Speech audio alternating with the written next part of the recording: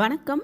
இறையொளி திருவருள் சேனல் சார்பாக உங்கள் எல்லாரையும் வரவேற்கிறதுல எனக்கு ரொம்ப சந்தோஷம். இறைவனோட ஆசிர்வாதம் எல்லாருக்கும் கிடைக்கட்டும்.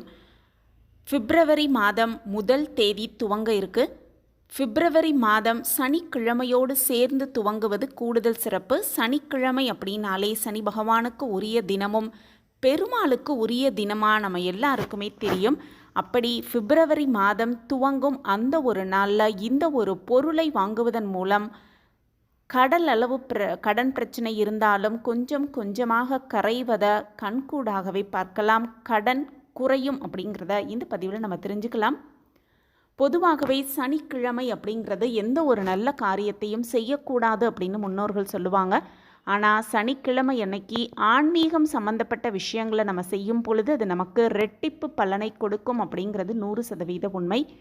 வழிபாடு, பரிகாரங்கள் செய்வது, பூஜைகள் செய்வது, இந்த மாதிரி விஷயங்களை தாராளமாக சனிக்கிழமையில் செய்யலாம். அவ்வளவு சிறப்பு மிகுந்த இந்த சனிக்கிழமையோடு துவங்கும் பிப்ரவரி மாதம் ரொம்பவே சிறப்பு வாய்ந்த மாதமாக சொல்லப்பட்டிருக்கு.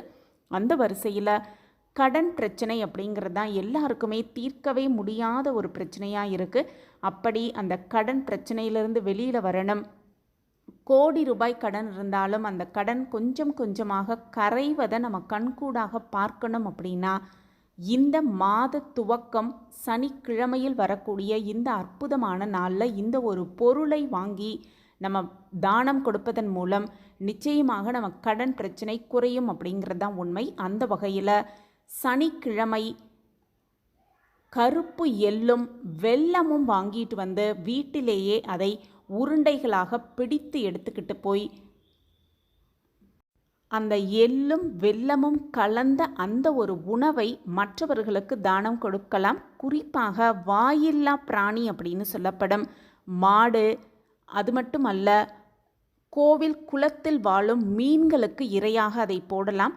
இப்படி அதை செய்வதன் மூலம் கடன் பிரச்சனை கொஞ்சம் கொஞ்சமாக கரையும் அப்படின்னு சொல்லப்பட்டிருக்கு. இந்த எள்ளும் வெல்லத்தையும் கலந்து மாடுகளுக்கு தானமாக கொடுக்கலாம். அப்படி இல்லைன்னா பறவைகளுக்கு உணவாக வைக்கலாம். அப்படியும் இல்லை அப்படிங்கிற பட்சத்தில் கோவிலில் இருக்கும் குளத்தில் வாழும் மீன்களுக்கு இரையாக அதை கொடுப்பதன் மூலம் நிச்சயமாக கடன் பிரச்சனை, அது கோடி ரூபாய் கடனாக இருந்தாலும் அந்த கடன் பிரச்சனையிலிருந்து முற்றிலுமாக வெளிவந்து கடனே இல்லாத வாழ்வை சுபிக்ஷமாகவும் வளமாகவும் வாழ்வதற்கான வாய்ப்பு, அதுவும் பிப்ரவரி மாத துவக்கம் அப்படிங்கிறது ரொம்பவே ஒரு முக்கியமான ஒரு விஷயம். அதுவும் சனிக்கிழமையோடு சேர்ந்து பிறப்பது கூடுதல் சிறப்பு. இந்த நாளை தவறவிடாமல் இந்த எள்ளும் வெல்லமும் வாங்கி வாயில்லா பிராணிகளுக்கு தானம் கொடுப்பதன் மூலம் கடன் பிரச்சனையிலேருந்து வெளியில் வரலாம். கடனே இல்லாத வாழ்வை சந்தோஷமாக வாழலாம்.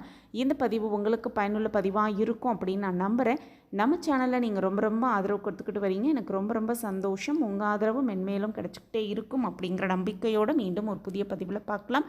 இந்த பதிவு உங்களுக்கு பிடிச்சிருந்ததுன்னா லைக் பண்ணுங்கள், ஷேர் பண்ணுங்கள், அப்படியே ஒரு கமெண்ட்டையும் போட்டுருங்க. உங்கள் கமெண்ட் தான் எங்களுக்கு மிகப்பெரிய ஒரு ஊக்கமாகவே இருக்கும். மீண்டும் ஒரு புதிய பதிவில் பார்க்கலாம். நன்றி, வணக்கம்.